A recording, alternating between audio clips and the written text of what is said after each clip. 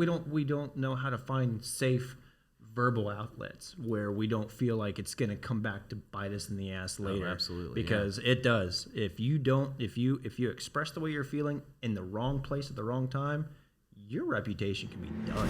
Hi, everybody. Thank you so much for joining us on Dating Today, a conversation about modern dating issues. My name is Brock. This is Carlos and Cole. And today we're going to be talking about how men heal after a breakup. Add it up.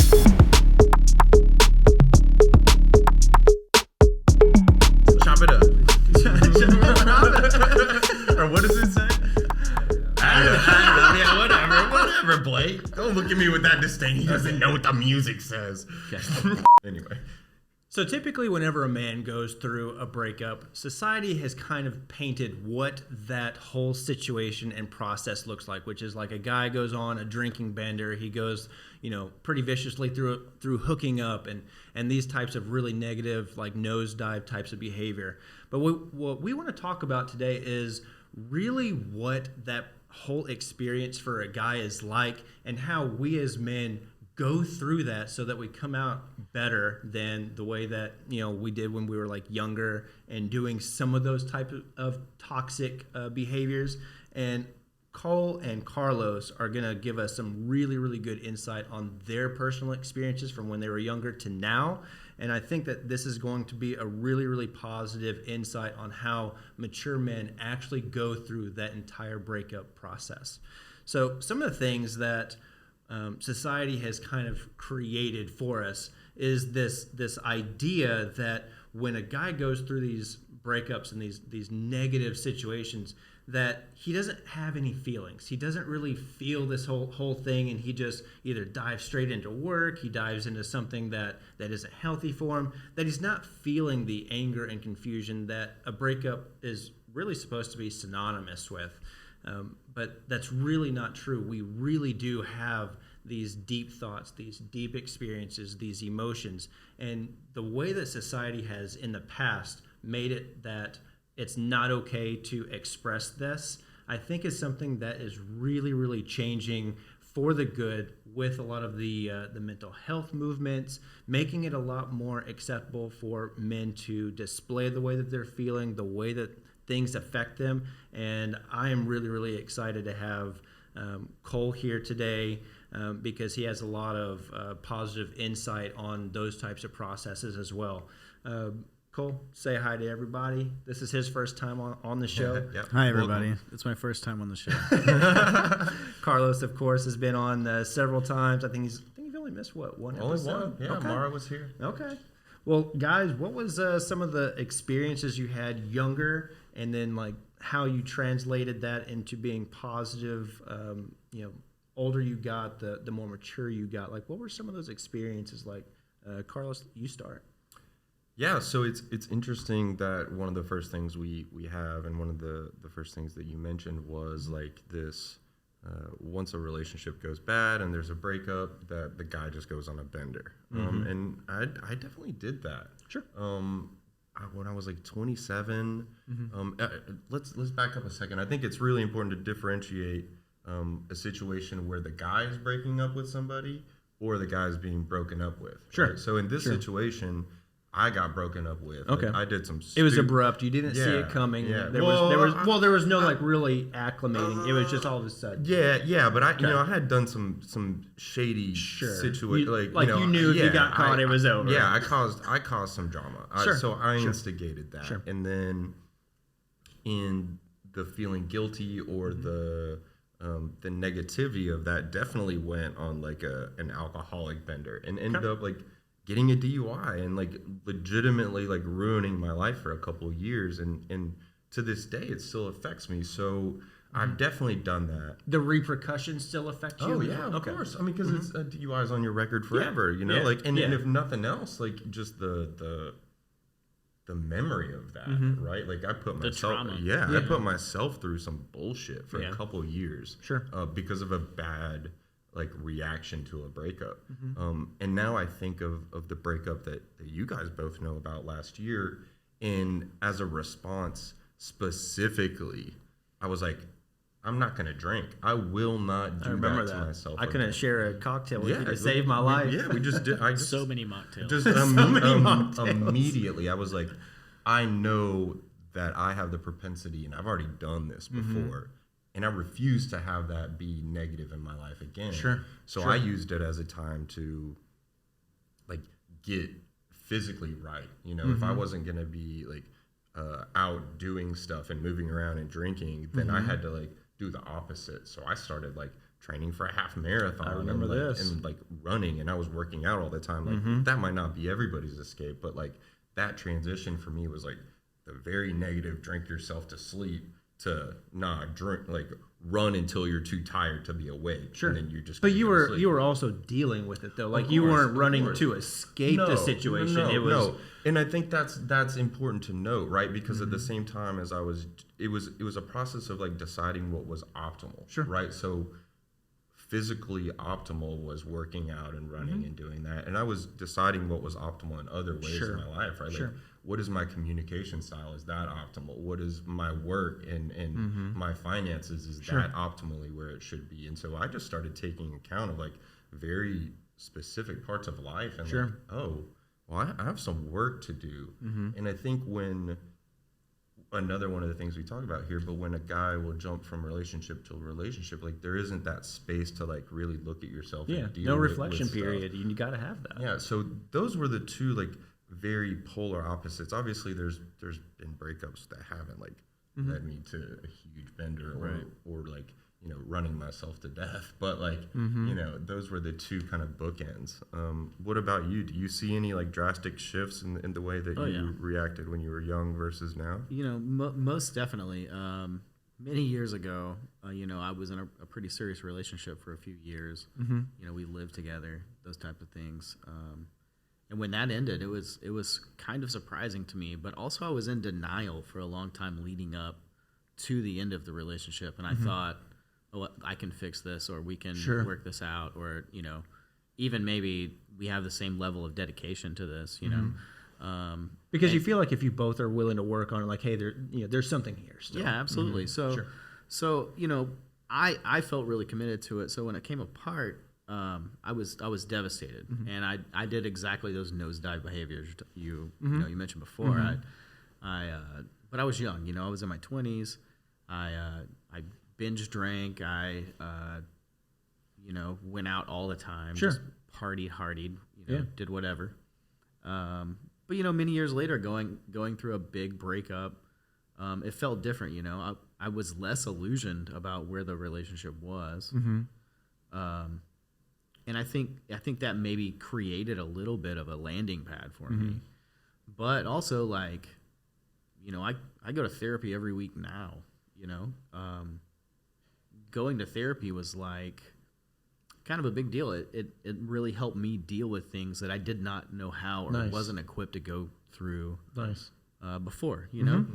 And I think some of that comes from there's no manual, you know, like, you know, my parents weren't particularly, you know, emotionally aware, you know, and then, you know, most parents aren't. They're not. Most parents just aren't. You know, and when I think about it, like, my parents were in their 20s when they were raising me, and when I was in my 20s, I was a fucking wreck. Yeah. So, you know, there's no blame there, but it's just how it is, you know, like, we're not equipped, and I think generationally, it hasn't been really acceptable for men to express how they feel.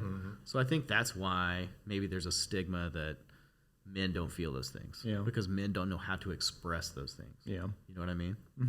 Well, we don't know how to find safe verbal outlets where we don't feel like it's going to come back to bite us in the ass later. Oh, absolutely. Because it does. If you express the way you're feeling in the wrong place at the wrong time, your reputation can be done. Like, you can't have the same friend group anymore. People are always looking for ways to throw it back in your face. You got to be super, super careful. And yes, women have to deal with that to an extent, but it's a lot more acceptable for them to be more vulnerable socially than men. Well, you know, and I think the stigma for women is they're more emotional creatures in general. Right. You know? That is the stigma. But, you know, I certainly feel a lot. I mean, I can't speak for how everyone else feels, but we feel it too, man. We do. I've never been numb at the end of a relationship. Right. Even when I was like ending the relationship, I've been in tears. You know, But that's what those benders are. That's why we go into work super hard. Like after a breakup, that's why we drink. These are all things to escape those feelings, because those feelings are real, and all this energy you're putting into it. Exactly. Like I mean, where does that go? Yeah, you're looking back, you're like, all that time, all that investment, all that money, all that's gone, and you don't even know what to do. You don't know what to think. You don't know how to feel. You don't know where to express these thoughts, and you can very easily, if you don't know positive outlets, you can very easily just ruin some really good things that you got going on in your life because of one thing that goes bad. And man, you just hit the nail on the head though about like our parents' generation and then our generation. I'd even say just within the last 5 to 8 years, mental health being so important now. I mean, I can't imagine. So I went through a divorce in 2016. If I had to go through that in 2006, just 10 years earlier, I don't even know how I would have come out of that positively. I probably would have done a very similar thing, what you just described. So I'm so glad that men's mental health is like the awareness for that, the need for that is at the forefront of society now. But you're saying therapy is like just very, very helpful, very, very positive for you right now. Yeah, I mean, and I had some other like childhood trauma stuff to deal with outside of these like breakups, but also what I learned through therapy was that a lot of how I was feeling and what I was going through and not being able to communicate well or not being able to deal with this trauma very well was because of trauma that I had as a child. Sure. You know what I mean? Sure. Abandonment issues, things like that. You know, it's so often that we don't have our fathers. Yeah. You know what I mean? Yeah.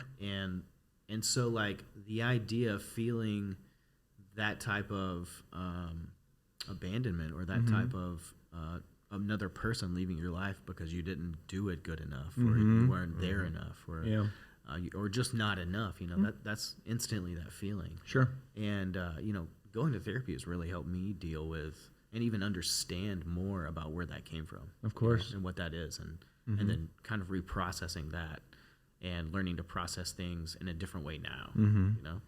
That's awesome. Yeah, That's and awesome. I think that awareness of anything allows you to like define it and then like put it in a category and move around it and shape your life rather than like this fear of like I don't know how I feel, and because I don't know how I feel, then I'm not even going to start talking about that or I'm not even going to address it because then there might be other things that pop out of that. And, 100%. And again, like if you don't feel safe being vulnerable about that stuff, then you're just not going to, whether that's in a family situation, whether that's in a counselor-client situation in therapy, or whether that's in a group of 3 or 4 close guy friends where like we talk a lot. We talk a lot about what's going on, and those moments of being able to like just vent or express, like. But you know why guys didn't do that in the past? We do that though in such small groups. Yeah. Like you'll tell Cole, maybe me, like what's and safe. that might be it. Yeah. Women will tell everybody. They will, and they'll tell everybody like multiple times, and that's their processing. That's okay. Like they can do that. We do not do that at all. I think this is going to sound crazy. So when I went through my separation and divorce, aside from my mom, nobody knew I was separated for 4 months. Oh wow.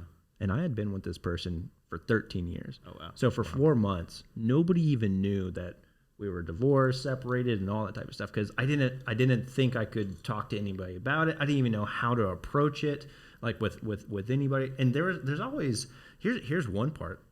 We are sometimes very like ashamed of the failed relationships. Yeah, like, absolutely. damn, I just put 100%. everything into this and it failed. Like that's a direct representation of me and my ability to create something. And like we feel it with our work. If we have a project or something and it bombs, like, damn, that's me. Well, that's what happens in a relationship, especially if you feel like you've been doing the best you could and it just wasn't enough, or something got wrong somewhere. It's still embarrassing. You don't want to talk about it, and that's something that society doesn't let men discuss is the shame of a failed relationship. I know that women are able to acknowledge the shame of it, but yes, men definitely feel shame in failed relationships. Well, I think, honestly, I think we're primed for that because, women they're emotional creatures. They're relationship driven. They know how to communicate. Sure. Whether any of that is true or not, if it is true, then the guy should be the one to blame for the failed relationship. Yeah. If women are the ones who are good at it, then that dude sucks at it. And the finger almost gets pointed at us consistently. And it's like, okay, well, this is my role. I must have fucked that up. Yeah. Cool. For I'll sure. just accept that. Well, anytime you hear, so-and-so is getting divorced, you just immediately, what he do? What he messed up? Did he step out? Did all this type of stuff? And I mean, it's often a shared thing, but still, like, the guy isn't even able to really say his side of stuff. Hey, and sometimes the guy did do something. For sure. True. And there's shame in that too. True. And that was that situation, right? Like, I knew I had messed up. Sure. Very publicly messed up. Like, okay, cool. I don't know how to deal with that, so I'm just gonna disappear in this bottle real quick. Like, and because I wasn't really able to deal with, number one, the feeling of shame, and I didn't know how to move past it. So what do? You just drink it away until you got to sit down and like, okay, that's why I did that. Going back to what we were talking about, like about the generation before us, not really dealing with this. There's kind of two segments of that generation, and one of those segments is we met when we were teenagers and we got married when we were like 18. Yep. And then stayed married for 20 years through whatever. It didn't matter. It didn't matter. Didn't so there's divorced. that. Even if it was bad, even if it was like abusive. And then I think everybody knows someone from the past generation that was married like 9 times. Yeah. You know what I mean? And I think that in some respects, I'm 38, so, and I'm single. I've never been married, so I mean I have a wonderful girlfriend, but right. I mean, that gives me a lot of experience. Yes, it does. And like breaking breakups, a lot of experience in having relationships of different lengths. Yeah. And something I experienced when I was a little younger is my parents went through like a brief separation. And they had virtually no experience with breakups. They got married when they were young. Because they were so young when they got together. Yeah. And so like when they broke up, they didn't know how to deal with it at all. You know what I mean? My mother like got really emotional. My dad like kind of reclused, but they were both kind of talking to me about it. And and for the first time in my life, I felt like I had a leg up on them about this because I've done this and y'all haven't. I know what it's like to have a big breakup. Here, do this. But but my parents are back together now, and I won't say that was my coaching, but sure. But well, sometimes an outsider's perspective can help. Well, and that's one thing I told my mom, because my mom was like trying to blow up his phone and stuff, trying to figure out like give him some space. Why are you throwing this away? And I was like, Mom, like give him some space, let him miss you. Yeah. And we also process things differently. I mean, so the natural way for a man who's going through anything is to be a little bit more withdrawn, and that's just because we really think about everything that we're going through. So a man that gets silent doesn't mean there's an issue. It just means that's how he processes. Women are known to be more verbal in their processing. So them speaking, them talking, them expressing what's going on, that's very normal. We get silent and we go in with our thoughts and we digest. That's kind of like where the man cave actually was supposed to like really go, until everybody started putting all these types of distractions in the man cave. And now you got like TVs and there's game systems. Plenty of coping mechanisms. Like the study is what that was supposed to be. Books, ways for you to reflect, ways for you to rebuild yourself and digest your thoughts and rebuild what you're kind of going through and then go back out into the world. Yeah, that's what it is. It's not just studying outside, it's studying inside. You need that place, even if it's an internal space, that you can reflect. You've got to be able to have that. So I think that's also something that society created, is that need for a man to do that internally. If we felt that it was a safe place to do it externally, maybe we wouldn't do that so naturally. But there's also a part of society that doesn't, that's just not forgiving when a man shows uncertainty, when he doesn't show that stoicism, just like very blank. As soon as a guy shows vulnerability, people look at him completely different. He is no longer that rock, and that is changing. It absolutely is changing. And I'll tell you what, I was actually watching this show on AMC called Hell on Wheels, and the main character, super masculine guy from 1860s, 70s, are building this railroad, very gunslinger. And there's like 4 or 5 scenes through this 5 season show where he kind of cries, and I'm just like, every time I see that, like, I'm even thinking about it, and it like gets me, because that vulnerability is so valuable. It's something that we need to be able to do. And it's like, man, he's held that in a whole season. He needed to cry this whole time. Still, you know what I mean? Yeah. So I'm really, really glad to see that men are being more accepted to having feelings and expressing those in places, in public, and what we used to have to suffer through silently, we don't have to nearly as much. And I think the younger guys, like, they're not going to listen to us. They're still going to feel very macho about this. Like, no, I can't tell anybody. I'm just going to go to the gym. I'm going to go drinking. I'm going to go out with the friends. I'm going to ignore this.